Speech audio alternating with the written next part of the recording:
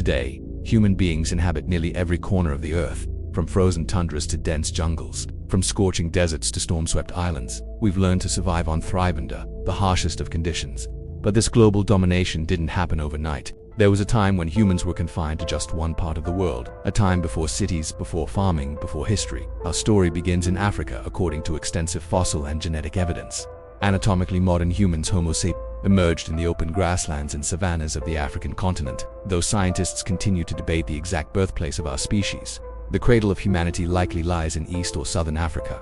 One of the earliest known Homo sapiens fossils, dating back 233,000 years, was discovered in southern Ethiopia. Meanwhile, some researchers suggest that wetlands in present-day Botswana may have nurtured the first true human populations, but we would not remain in Africa forever. Driven by changing climates, curiosity, and the search for resources, our ancestors eventually began one of the greatest migrations in history, spreading out across the globe on foot, navigating by starlight and shoreline, facing dangers and unknowns every step of the way, using nothing but stone tools, fire, and a boundless will to survive.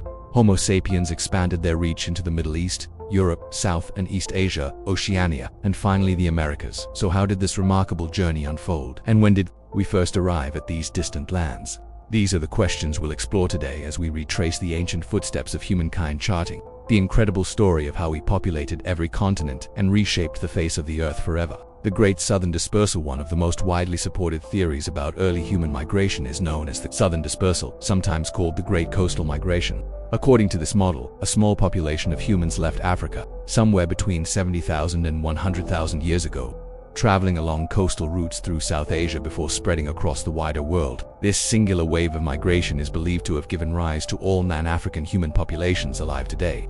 It was a bold and rapid expansion, remarkable considering the limited technology of the time.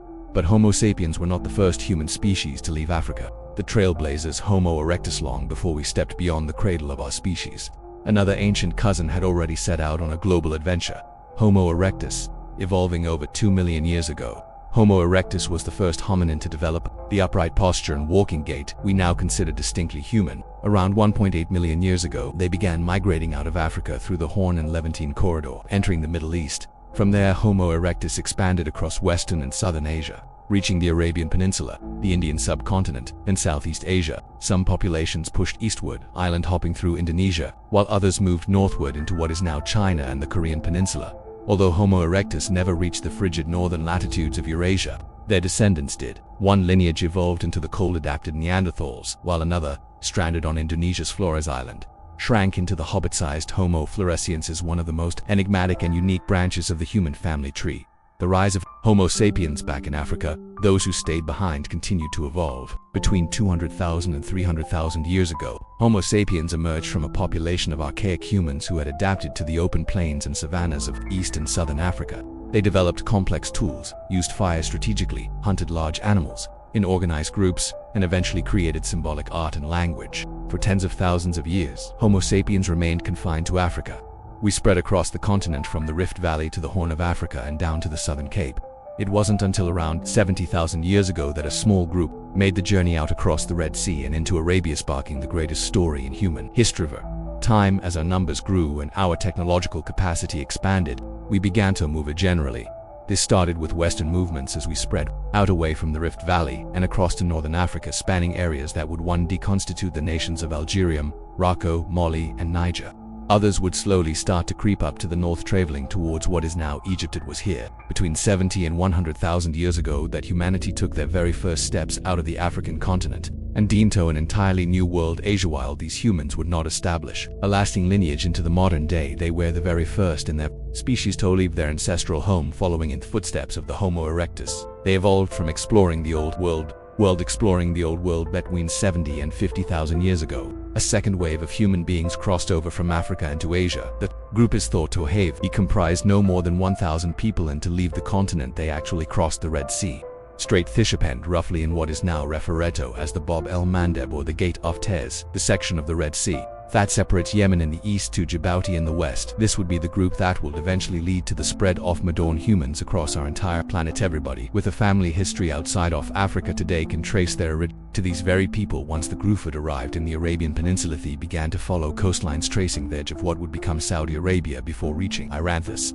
was a gradual process that would have happened over the course of Upon hundreds of generations and their descendants are thought to have reached South Asia between 55 and 65,000 years ago. Along the way, these people and their descendants would have encountered new environments, new flora, new fauna, and new people. The first interactions between Homo sapiens and Homo neanderthalensis will have taken place shortly after Homo sapiens first crossed the Red Sea Strait in an unknown location in the Middle East. It's impossible to know what either side thought when they first encountered these uncannily familiar faces with different bodies, technologies, and habits, but we do know that they began to interbreed. Homo sapiens encountered not only the Neanderthals but also Homo denisovans upon reaching Central Asia. These interactions took place at Krasl, three-species transition across Southeast Asia, and ultimately, Oceania appears to have been relatively swift in comparison. Tough journey from Africa to South Asia within 55 to 65,000 years. Humans the coastline around the Indian subcontinent, making their way east into Hut, would eventually become Thailand, Bear Island, hopping throughout Malaysia and Indonesia. Thought same ancestral group would eventually find themselves in Australia, meeting the natural barrier of the vast open outback that stretched out before Thimsley. But surely humans continued to make their way across Australia before reaching Tasmania around 40,000 years ago. This migration from Asia to Oceania was taking place. Colossal quantities of water were housed in Thevest Ice Age glaciers, lowering through sea levels and creating land bridges that early humans could traverse it or get from A to B. One of the most prominent was the Sahul land bridge, connecting Papua to Australia, or covered by the waters of the South Pacific.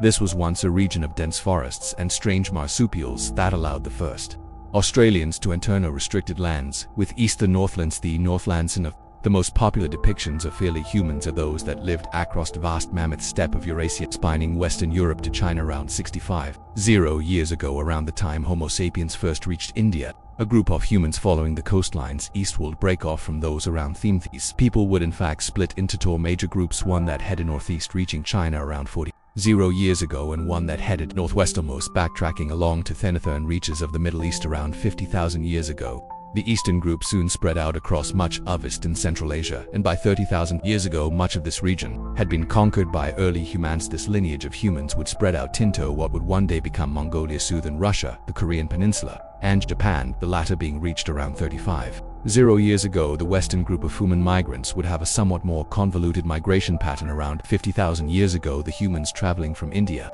back towards the Middle East reached northern Arabia. Here they split up into various groups, which took a range of paths into the rest of the Old World. The largest of these groups continued west following the coastlines around Greece, Italy, and eventually Spain, where they continued to spread out across much of Europe. By 40,000 years ago, everywhere from Portugal to Poland had its own distinct groups of early human tribes, hunting and breeding across the coastlines of the Mediterranean, North Sea, Baltic Sea, and all the lands between them. Eastern Europe, including European reaches of what is now Russia, was reached around 30,000 years ago. Much of this land consisted of the mammoth steppe, a vast continuous planet that allowed animals such as woolly mammoths, woolly rhinoceroses, and cave bears to sustain themselves. It was around the time this western group reached the Middle East that another lineage split off once more, heading back into Africa via the Levantine corridor that connects Egypt to the Middle East. These humans would travel west across the coastlines of northern Africa, where they eventually reached Morocco around 30,000 years ago. By this time, Homo sapiens had spread out across much of the mainland Old World, but there was on a region that it proved difficult to conquer: the icy northern reaches of Siberia and Scandinavia, with dense pine forests, harsh terrain, extremely cold winters. Humans did not reach Eurasia's far north until around 12,000 years ago, coming equipped with fitted fur clothing to protect them from the gales and blizzards from east to west, while we refer to the Americas as the West. In modern times, the first Americans reached what is now Alaska by Hedengist across a now sunken land bridge around 40,000 years ago. A population of Homo sapiens residing in what is now Central Asia began to migrate steadily across the mammoth steppe to the northeast. Their journey took them roughly from present-day Iran through Kazakhstan, Mongolia, and eventually into Russia. Eventually 25,000 years ago, these ancient people reached Vinja, specifically the most remote corner of far northeastern Russia. Today it would have been possible to go any further without a well-equipped boat. Cold, choppy seas would make short work of any swimmers or basic rafts attempting to cross over from Siberia to America. These people didn't need to worry about that. However, they could simply walk thousands of years ago. Vinja was not just a strait, it was a land bridge, another that hasn't been swallowed by the ocean. Early humans were able to cross over into the northwestern coast of Alaska via the Bering land bridge, and before long the Americans had arrived. These first Americans, the Clovis people, soon traveled throughout the remainder of the continent, spreading out across the entire region. By around 16,000 years ago, the most difficult to reach spots, Greenland and the freezing islands of northern Canada, were populated around 4,000 to 5,000 years ago. The humans that first arrived in North America and their descendants then would travel south through mainland Canada, eventualizing what would one day become the mainland United States. Within another 1,000 years, they had made it to the Isthmus of Panama, the thin snake-like land bridge connecting North America to South America. South America would have been a difficult continent to traverse, but by around 14,000 years ago, Homo sapiens had spread out to populate its southernmost point, hugging the coastlines adjacent to the Andes Mountains. These people fished and foraged their way to success. Willianother group headed east, reaching the coastlines of Brazil around the summertime. Once the early humans of America had spread out and settled, they were stranded. Not that it mattered to them at this point, however. By the end of the Ice Age, the melting ice had caused sea to cover many of the low-lying land bridges, such as Binge. The Old World and the New World would not meet again until well into the age of human civilization, leaving no stone unturned. And all the major continents and land masses were settled. There were only a few places left for humans to populate in the long term. Around 3,000 years ago, a population of early humans living along the east coast of China began to traverse the Indonesian islands one summer, this time heading south from the mainland by a boat, island hopping down via the Philippines and into the Great Archipelago. Would head east and would eventually populate the islands of the South Pacific. 1,000 years ago, the descendants of these groups would reach Hawaii in the north and New Zealand in the south. Some of these people would split off once they reached Indonesia, traveling west across the Indian Ocean. Here they would discover an unpopulated land mass just off the coast of the African homeland that cradled humanity for so long, Madagascar. 2,000 years ago, the first Madagascans encounter a land of giant lemurs and colossal birds, perhaps one of the closest tales to the lost world that ever grounded in real Alito. This day we are still migrating and still exploring. In the name of science, humanity is constantly striving to unravel the mysteries of our world, a large part of which involves biologists traveling to some of the most remote and in some cases unresearched regions of the planet to collect information on natural history and and exploration are in all over history's long made continue. **********. Thanks for watching.